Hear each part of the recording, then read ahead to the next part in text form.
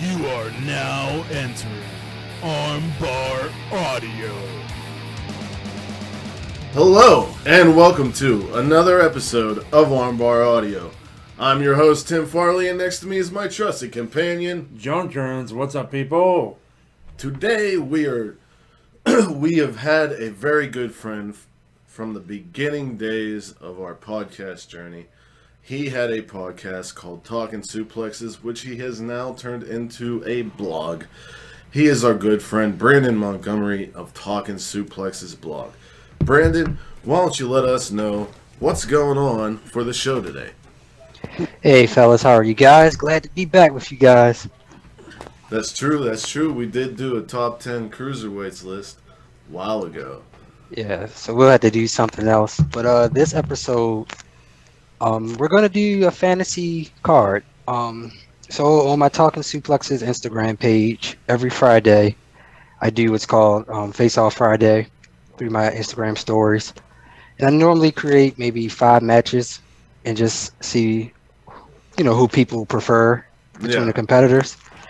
And I just thought it'd be a good idea. You guys are great analysts. Oh, thank you. Thank you. Oh, no problem. I love, when you guys analyze matches because that's not my strong point when it comes to being a wrestling fan. I'll be honest with you.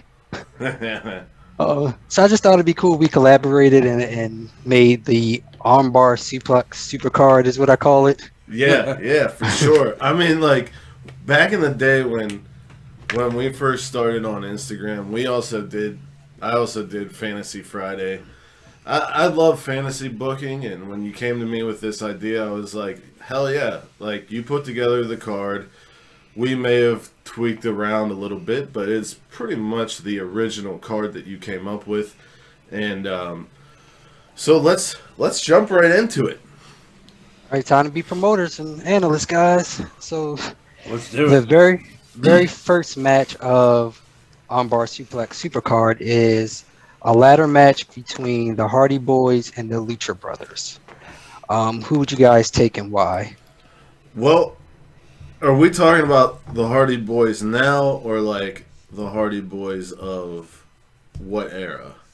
Yeah, I should have clarified. The Hardy Boys of the 2000s. Team Extreme Hardy Boys. Ooh, that's rough. So we got Team Extreme Hardys versus current day Lucha Brothers. Yes. Oh man, And it's a ladder match. So like the Hardys are like I think kings of the ladder match. Ray Phoenix would do some great things in a ladder match. The interactions between him and Jeff Hardy would be amazing. But Pentagon's a beast, and the Hardys are really smart. But I think what it comes down to is Jeff Hardy's willingness to sacrifice his body, and Matt's wrestling knowledge. So I would have to pick Team Extreme to win this match. As for me, I think I just like you said, the Ray Phoenix ladder spots would be insane. We saw a little bit of what they can do in the Escalator de la Muerte match with them and the Young Bucks. Yeah. And I'll tell you what, you want to go nuts, throw the Young Bucks in on this too. Make it Oh, yeah. That'd be insane. I mean, we've talked about matches that don't hit the ground before. I think this would be one of them. The whole fight would be in midair. Right. I think the fans would benefit from that either way. Oh, hell yeah. But if we're going Team Extreme Hardys, I think just based on history, I think in a ladder match, the Hardys take it. Hardys. Okay. Just to switch it up, if it's current day Hardys versus Lucha. Lucha Brothers. Lucha Brothers. Lucha. All right. Yeah. All right, so both of you guys picked the Hardy Boys for that one. Yeah. All righty. What So about you? this, I'm a Lucha Brothers mark, but I mean, we like are you- too. like you said, it's hard to go against the guys who didn't originate the ladder match, but they definitely made the ladder match and TLC matches what we know it to be today. And that's tied to their legacy, so you just got to pick them at this point. Right. All right, so second match on the card, courtesy of Tim, will be a per rules match under the ROH rules, and it is Tracy Williams versus Tyson Kidd. Ah, man. Tell you what, it would be a damn good match. And I really missed seeing Tyson wrestle. I miss Tyson a lot. I think Tyson would thrive under a pure rules match, being in the Hart family and such. Yeah. Tracy Williams has something to prove, though. So, and he is a member of the foundation. So, I would say that everybody's rope breaks would be used up. Both of them would use their warning punch. It would come down to the nitty gritty. And, maybe Natalya runs down. Maybe Rhett Titus runs down. And, we're on the verge of are they going to interfere because they could get fired type deal? I mean, like, this is like everything, pushing the pure rules to its limit. And eventually, Tracy Williams gets the best of Tyson Kidd. Okay. Based off the interference or just in general, because people know who Tyson Kidd is. People would recognize him right away, and some people would be like, "Who's Tracy Williams?" So I think Tracy Williams would have more of a fire to win this match. Yeah. Okay. Okay, I think based on everything you said, I could definitely see why you would pick Tracy Williams, but I'm going to give the slight edge to Tyson Kidd because of the Hart Dungeon training. Yeah. Hell yeah. Okay. I mean, you got a guy in Tyson Kidd who was always touted as the ultimate workhorse, a submission guy, a striker. Like, he can do everything. Yeah. And I think submission would be the way that this match would end. Oh, for sure. So let me just ask you guys, if Tyson hadn't had that injury, where do you think he would be right now in the WWE roster? He would be Intercontinental Champion right now. Okay. I think so. He'd be mixing it up with Shinsuke Nakamura, Daniel Bryan. I could totally see him kind of gatekeeping Edge coming back, having that be an early feud for Edge after his return. Yeah. Yeah. I could see that. He could even be on NXT. That's another thing. I mean, they brought him back to NXT for a little bit there near the end, which was fun. He always has a connection to Cesaro, so they could do feuds or tag teams with him. But he'd definitely be an upper mid-carder. And I can't lie, if he was not retired, I'd love to see him on AEW mixing it up with Jungle Boy and MJF and all them. Yeah. I didn't even think about that. Mm-hmm. Definitely one that, I mean, with today's medicine, you never know, he could come back, but... Hey, who Daniel knows? Bryan, Edge... He has said that he really enjoys the role that he's in now. Yeah. What is he doing now? I think he's an agent. That makes sense. I mean... he had a big hand in the women's division, right? I think I heard. I think so too, yeah. Yeah. Makes a lot of sense. Talented guy. The next match on the card. Well, who are you choosing? Oh, I'll take Tracy. All right. Next on the card, it's Bianca Belair versus Sadie Gibbs. All right. So I'm not gonna lie. I don't know much of Sadie Gibbs. I don't either, really. But I don't know anything. I'm shocked about that. I did watch some clips, and I understand why you put this match together. But I think Bianca Belair would win, even if I knew a lot about Sadie Gibbs, based on experience, tenure, and her background. Bianca Belair, I don't know her shoot name, but she seems to be successful at everything that she does. They did that combine at the performance center, and she was on top of everything. Yeah. She graduated from university, and she was, she did well in athletics and all those things. But Sadie Gibbs is a gymnast and I think a power lifter. She has wrestled in Japan, which kind of is gives her an edge. But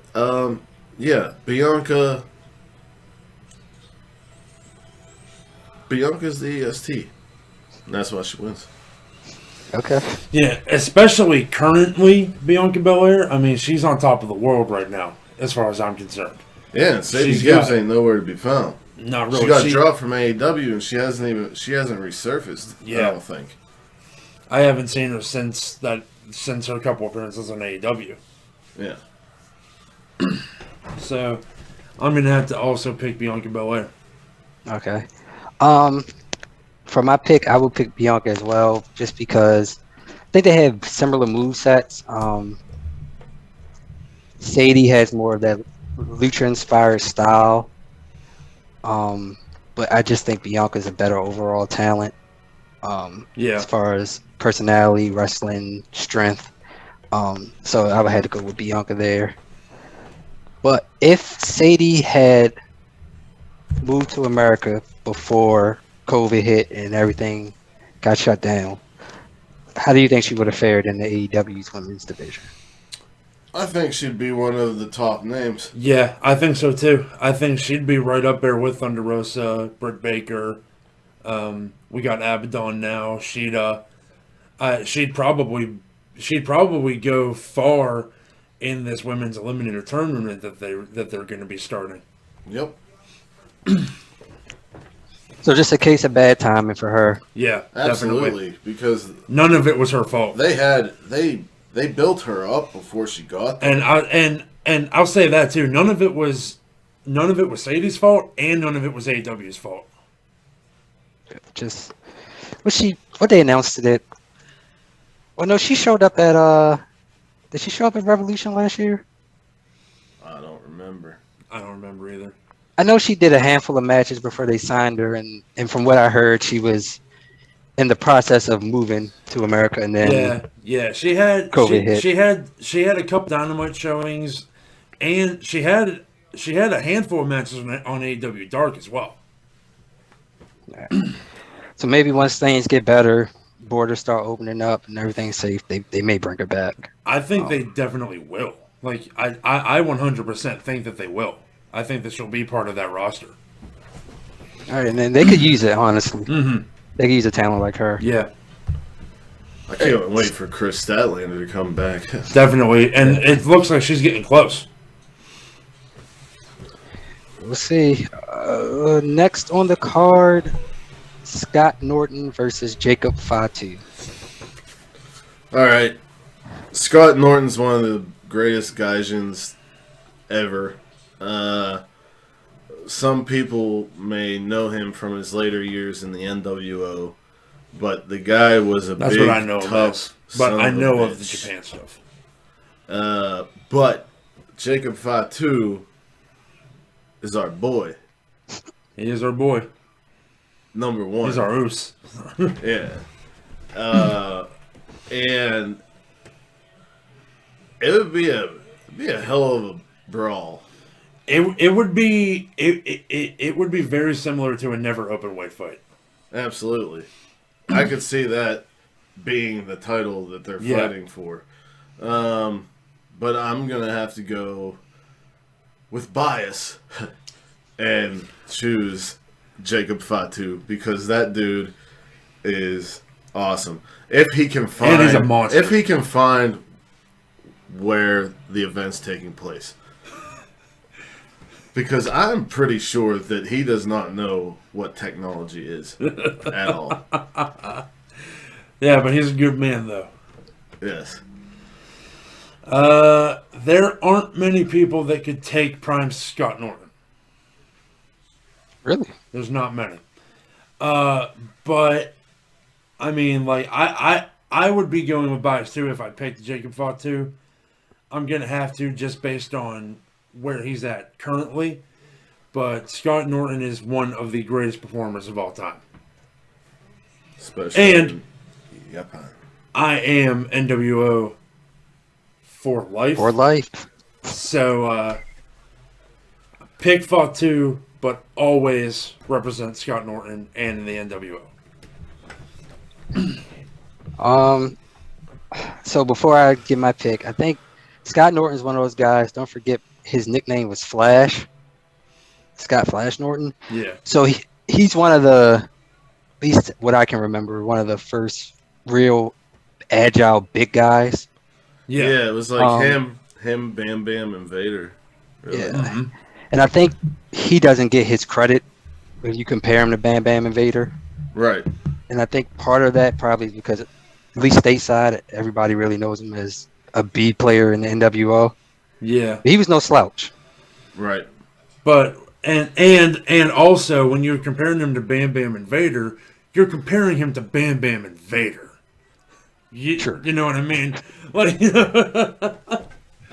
yeah, their gimmicks and the way they presented themselves and the way they looked would get them over now. yeah. And Yeah. Scott Norton was just, I'm putting on a singlet. I think Scott Norton,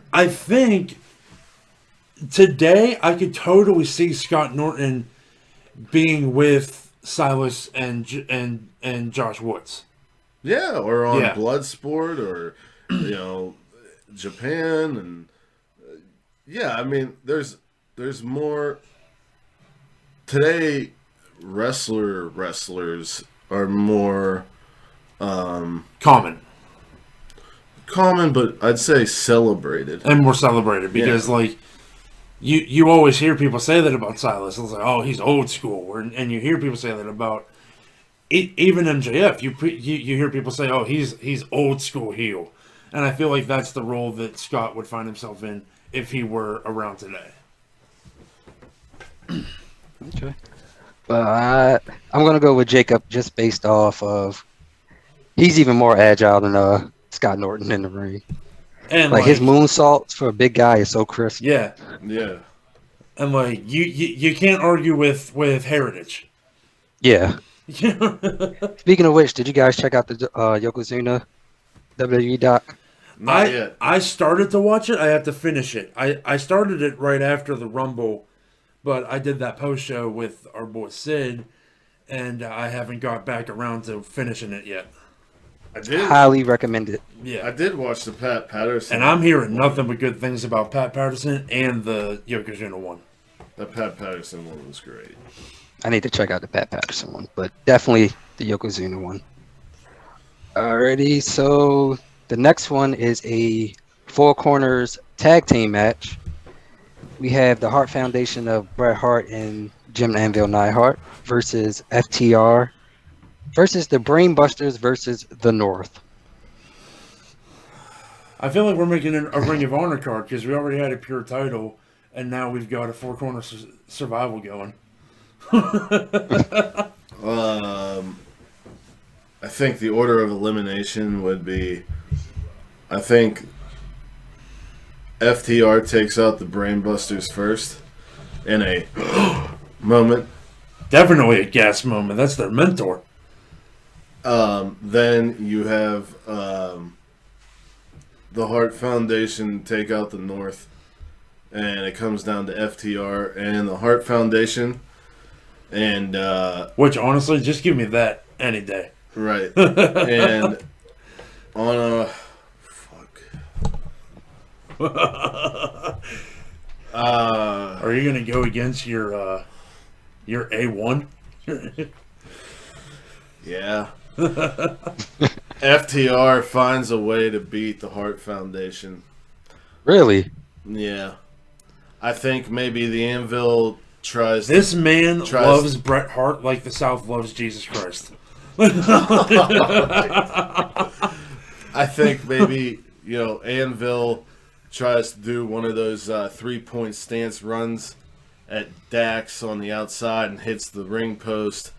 Yeah. And then inside, Cash is in the sharpshooter, but then Dax comes in and, maybe does like a short DDT to Bret Hart, and then him and Cash set up for the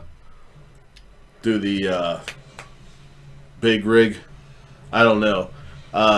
But Jim Neidhart would be the X factor there. Like, he would be the one to screw up and set the initial decline for the Hart Foundation. Anybody else? I'm going to bring a little bit of humor to this. I think we see the North get eliminated first. And then it gets down to... I'd say it probably does get down to FTR and the Hart Foundation. But FTR took out the North. So what happens? Out from under the ring, the Karate Man emerges and destroys FTR. And the Hart Foundation gets the win. I like it, man. I like it. Like, when you said humor, I knew exactly what you were going to say. I was like... I mean, who in this is funny? You know who I'm going to pick. I want to see Arn spinebuster all 6 people before any elimination happens, though. Or like he gets everybody, but then right whenever he goes for Dax, fucking Ethan Page just turns him around and slaps him in the face or something. Yeah, like just ruins. Because he would. Right. Speaking of Ethan, if you guys had to predict, where do you think he's going? To be honest with you, he has while he was in Evolve, he's had a feud. He had a huge feud and a alignment with Johnny Gargano. So I would not be surprised if he ended up in NXT. I wouldn't be surprised if he had an alliance with Gargano. We could see him join the Way. Yeah, or feud with him. But I could see him anywhere he lands is good. Yeah. He's not like one of those people that I would say, no, he shouldn't go here. Oh, I could see him here. I could see him anywhere, and I could see any company benefiting. He's a very adaptable talent. Yeah. Okay. What you got, John? Oh, I just I'm picking. No, I mean, where do you think Ethan would? Oh, where is he going? Yeah. NXT makes sense. However, I could also totally see him staying within the AEW Impact New Japan Strong trifecta that's going on right now. You know where I could see him? Because we got the Good Brothers bouncing between all those places, and they're tight because we got the Talkin Shop Mania stuff. Yeah. So I could see him staying with them. I could see him possibly signing with NWA once they start back. Maybe even Ring of Honor. Ring of Honor's on the up and up now. Yeah, but that's the one place that I can't really see him be. Really? Yeah, it's weird. I think I could see him in contention for the pure title. Ethan Page. Yeah. Brandon, who you got winning this match? Hard to go against the Hart Foundation. Yeah, it is hard. Not sure how they exactly win, but I mean, we got the excellence of execution in the match. So He'll find a way to win somehow. You know that it involves Jim Neidhart beating the shit out of everyone and Bret Hart using a sharpshooter. Yeah, that's all. That's all you need to know. Well, there's a heart attack. Their finisher was the heart attack, man. Yeah.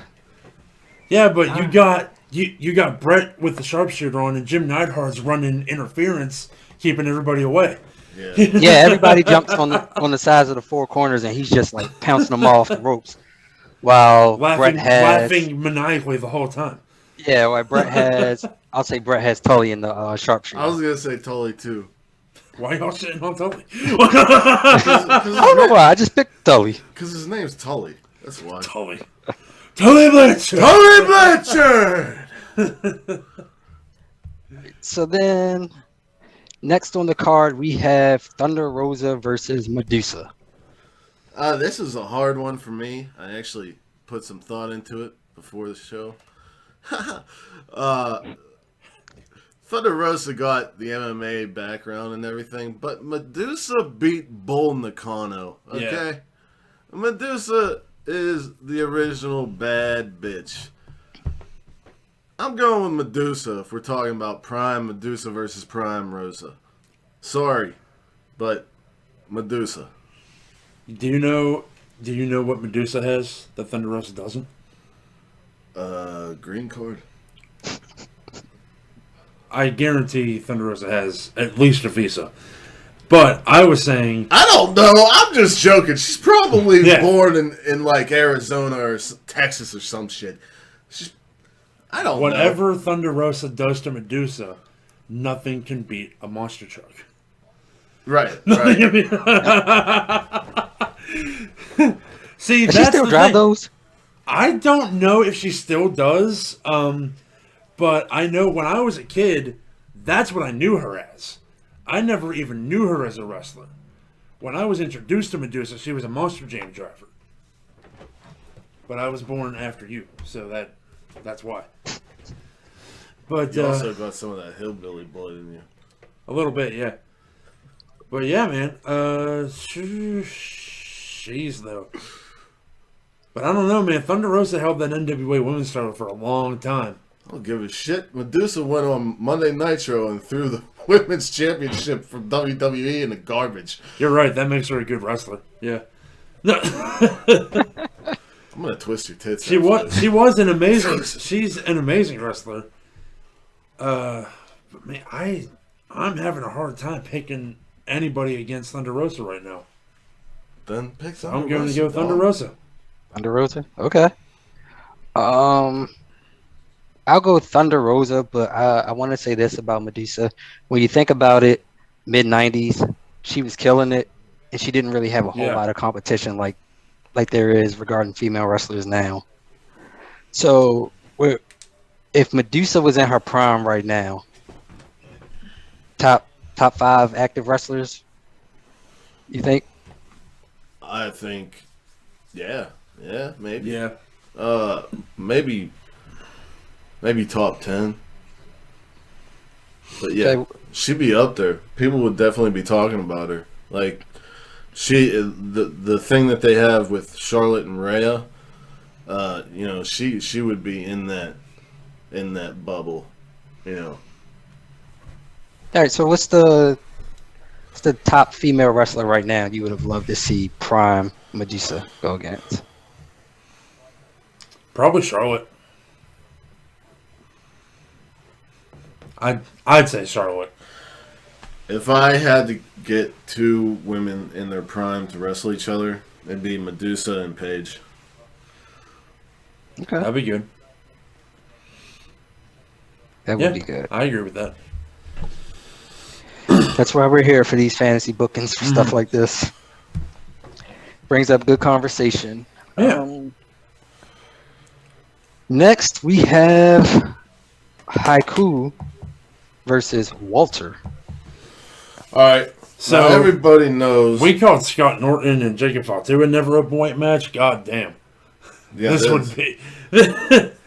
We might see death in this match. Haku is the toughest man outside of the ring in all of wrestling history. If you ever listen to any old timers talk about Haku, Yep.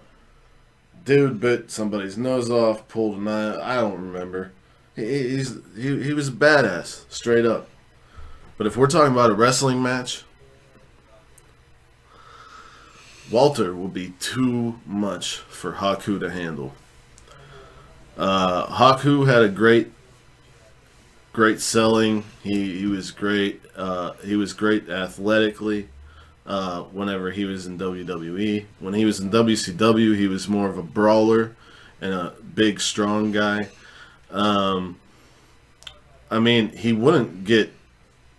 It would be a good back and forth battle, but Walter has a lot in his arsenal to combat Haku's small arsenal. So I'm going with Walter. I think a large portion of this match would be knife edge chop city. Like, we would see, you got the Mongolian chop versus just the fucking bear claw that Walter has. But, I don't remember, was Haku a big guy? Was he tall? In WCW, he was. In WCW, he was. In WCW, he was presented bigger. But 'Cause whenever he was younger and in WWE, he was presented smaller because his tag partner was Andre the fucking Giant. Yeah. I think in reality, I don't think Tama Tonga or Tonga Loa are much bigger than he was. Or than he is. Well, they're adopted. They're adopted. His real son is Hikuleo. Is okay. The birth son. Well, that throws everything I said out the window because Hikuleo is built like a goddamn Empire State Building. Oh man, Walter is a massive human being, though. Yeah, and I just think he has more in his pocket than Haku does. He's got submissions and suplexes and all that stuff. Walter's dangerous. Mm-hmm. When you watch the Haku match, it was Mongolian chop, super kick, and the Tongan death grip. Yeah, but at the time that he was big, that's all you needed. Right. Everybody was Hulk Hogan or Bret Hart or Haku. Like it. But yeah,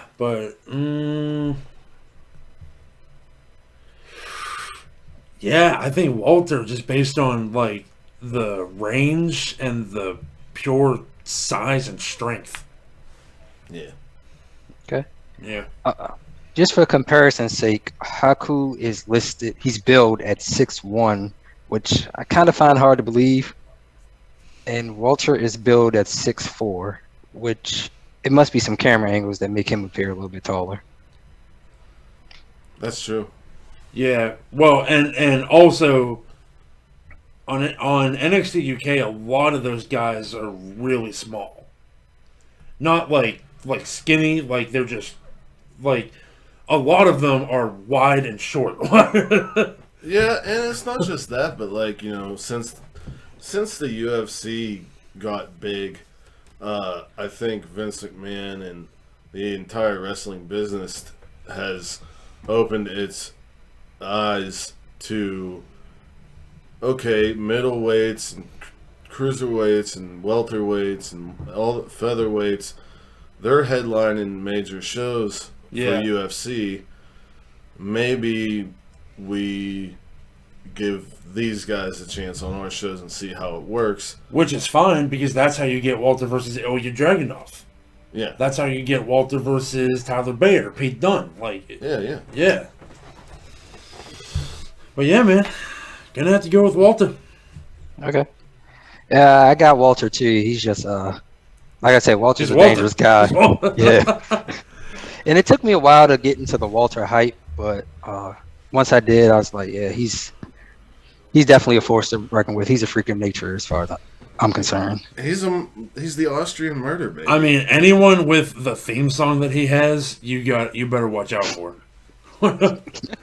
I mean, motherfucker's huge, comes out to classical music.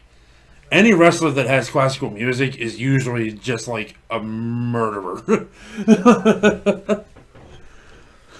So next we have Edge versus Kenny Omega. Now let me tell you, We do love pitting Canadians against each other. I love both these dudes. But I'm going to tell you right now how it's going to end. Edge is going to go for the spear, and Omega is going to hit that V trigger. Yep. And after that V trigger, he's going to hit the one-winged angel. He'll try the one-winged angel earlier in the match. Edge will drop down and hit the execution, or edge, right? That's the... But after that final V trigger off the spear, it's lights out for Edge. There'd be a lot of really good spots in this match, though. Like the one I just said about dropping off the one-winged angel. Seeing somebody counter the spear with a knee strike would be terrifying. Especially when it's them two. Because he does this, in my opinion, Edge does the spear the best, and Kenny Omega hits the best knee. Yeah, and especially those two, because Edge with the neck. Like, what if he just cracked him in the forehead and he just started bleeding? Yeah, that's true too. And then he just like, boom. But especially if we're talking Prime Edge, and I don't think Edge now is far away from Prime Edge to begin with. Current Omega, Prime Edge, I think could go to a 60-minute draw. I do too. Oh. Because they're both really smart. Like, you got the ultimate opportunist. I mean, Edge invented this move. In my opinion. But Omega is, he's a schemer as well. Especially if Omega has Don Callis out there, Edge needs to have Christian out there. 100%. Because Don Callis would get involved. 100%. Right. Or he could have Lita there and she does her Karana on Don Callis ringside. Oh, please. Please. Give me anyone beating up Don Callis. Man, I like Don Callis. He's a smart guy. I like Don Callis. I don't like Don Callis. I like Don Callis. I don't like you know what I mean? Yeah, it's kind of how I feel about you. Like, yeah, no, I know. Like, this whole thing with the Bucks and the Good Brothers is rubbing me the wrong way. Yeah, I don't understand what the fuck's going on. Like, they're cool with the Good Brothers seemingly, but not the Invisible Hand. Right. But then the Good Brothers do something to try and help. Like, really shitty. Bucks. And Bucks don't But like it's in, like, an underhanded way. Bucks are like, oh, we know you're heels, but you're our friends. But we're not gonna be heels. So how can we maintain a friendship? You can't smiz whiz on TV. Yeah. But yeah, ooh. So yeah, that's my official prediction. This is a 60-minute draw. Okay. So then we'll need a rematch at another card, is what you're telling me. I mean, yeah. I mean, okay. With a big stipulation. All right. Give me the Edge Omega trifecta, like Omega Okada. Give me all three, at least 40 minutes each. Okay. So I'm gonna go bias here. I'm gonna go Edge. It's hard to go against the rated R superstar, and I think his mid 2000s heel run is highly underrated. For sure. To this day. Omega, I honestly didn't know much about him. Like I heard of Kenny Omega and like I seen clips here and there, but I really didn't know much about him until AEW started. That's how I was before. The first New Japan show I watched was Wrestle Kingdom 9, thanks to Jeff Jarrett and Global Force Wrestling. And I had been on the internet for a while, so I was like, who's this Kenny Omega guy I keep hearing about? And then I watched it, and I watched Kenny Omega's entrance and said, "Oh, okay, I'm a mark." Oh, okay. But yeah. So I do side question based on earlier conversation. What do you guys think the end game is with the Impact AEW? Like when I was watching the main event Wednesday night until Kenta showed up, I was just thinking to myself like they're kind of spinning in circles now. Like they're really not saying what the goal is. I think first It's off, funny I because think everything. There's a lot of moving parts. And, you got Tama Tonga saying his stuff, and Jay White saying his stuff, and then you have Omega and Callis and the Good Brothers, and then you have the Young Bucks, and then now you have Moxley and Kenta, and now there's a lot of moving parts right now, so it's hard to say where things are going. I know what I want the end game to be, but I cannot answer your question, Brandon, because me and Sid are doing a fantasy booking the week of AEW Revolution about this very subject. Okay, that's fair. Nice plug. yeah, there you go. And I'll say, in one fell swoop, the ending of Dynamite made me care way more about Kenta and Moxley than Omega and the Bucks. Because when Kenta showed up, I was like, okay, bring in everybody. Give me Suzuki. Give me the Tongans. Give me Jay White. Give me Evil. Like, give me Orange Cassidy versus Hiromu Takahashi yesterday. Give me Orange Cassidy versus Suzuki like I was supposed to see at Spring Break. Yes. Also, the dream match, Orange and Yono. Right. John Silver versus Hiromu. John Silver versus Yono That would too. be incredible. But I mean, like, I think the situation itself is amazing. Yeah. I think Kenny Omega said that he wanted to change the world, and Slowly but surely, everything AEW's doing is holding true to that statement. yeah. If they could actually do this and find a way for all of these companies to work together, Okada even said a month ago that he wanted to have a super show with AAA and AEW and everybody else. Soon as crowds come back, give me that supercard in Madison Square Garden. Yeah, I mean, they all should just team up and help each other and use each other's resources, because with AEW actually becoming like the second biggest promotion, because everyone always wanted to say, well, what's the second biggest promotion now? There was never a second biggest promotion after WCW died. Sorry, But now we ROH. have Sorry, one. TNA. You were never near WWE. You weren't even on the radar. AEW has the money and the platform to be that. And if they have working relationships with all these other companies, that's not good for WWE. No, it's not. And I've said this before, but in my opinion, if WWE was willing to, they could be part of this, and it could be amazing. The mixture of the rosters could be incredible.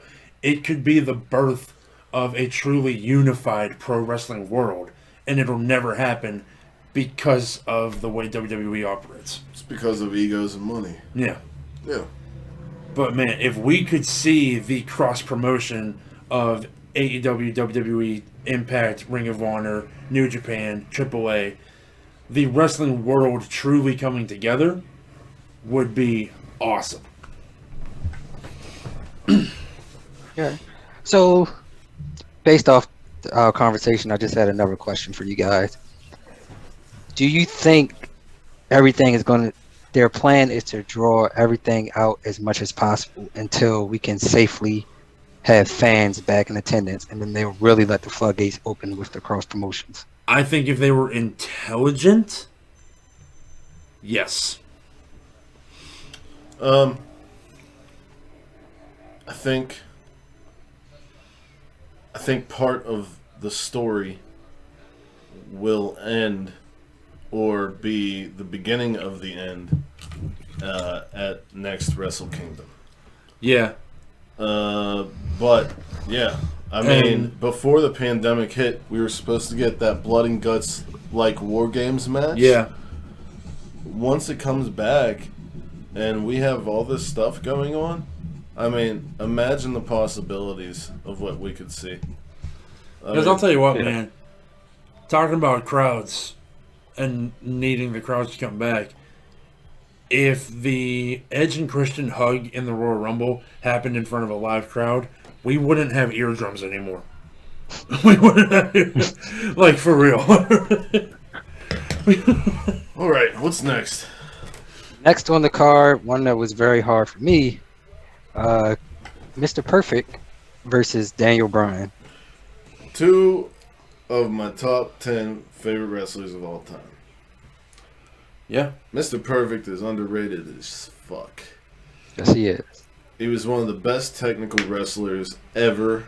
He was an amazing seller. Also, one of the most charismatic wrestlers ever. That too. Yeah. On the microphone, in the ring, everything. His matches with his chemistry that he had with Bret Hart was off the charts. Anytime they wrestled each other, it was watching magic. But Perfect's a heel, and Perfect's a good seller. Daniel Bryan has an award named after him for the most technical, the best technical wrestler. Granted, in the past few years he hasn't won his own award. It's gone to Zack Sabre Jr. But it's named after him. Like I was talking about with Haku and Walter, I feel like when it comes to counter wrestling and when it comes to having more in the arsenal, as I said, I'm gonna have to pick the American Dragon, Daniel Bryan. Okay. Yeah, and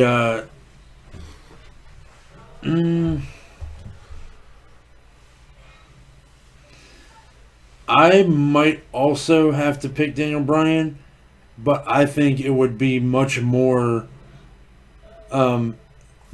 so than Daniel Bryan just outright beating Mr. Perfect. Absolutely. It would be a passing of the torch.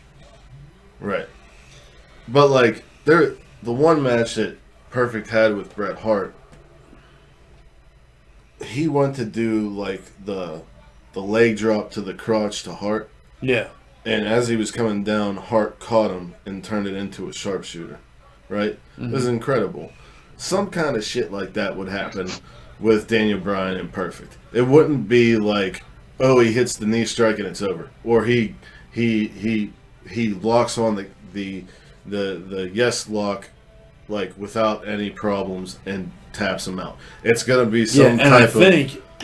Like you're saying, it would be an epic sequence that would come after like near fall after near fall, like boom, boom, boom, boom, and then just this crazy submission like maybe sequence. You have Perfect hit the perfect plex, and right like whenever they're counting two, Daniel Bryan just like, somehow forces him over and puts on the cattle mutilation or some shit. Yeah. That would be fucking sick.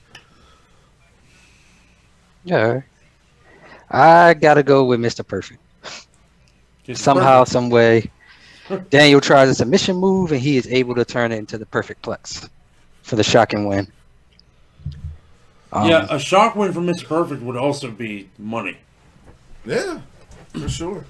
Especially if it was like one of those crazy short matches that's happened to Daniel Bryan before. Yeah.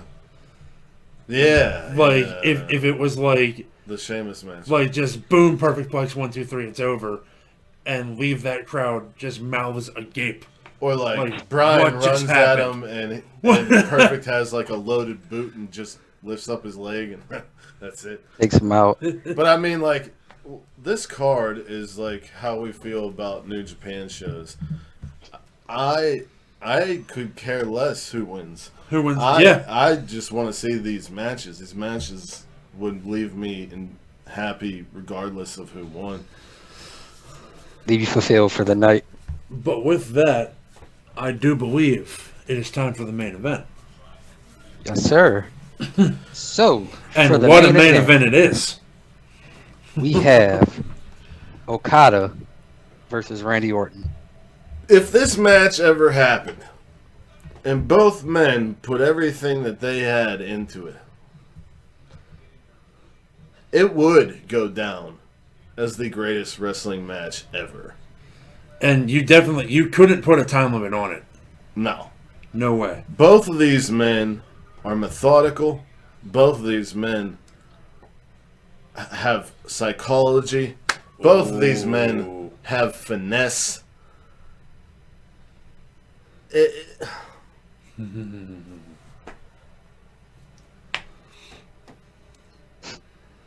Okay, so Yeah. I got you. Okada, Rainmaker pose, picks up Orton, has the arm wrapped around, pulls him out, pulls him in for the Rainmaker, but no! Randy spins around, RKO, 1, 2, 3.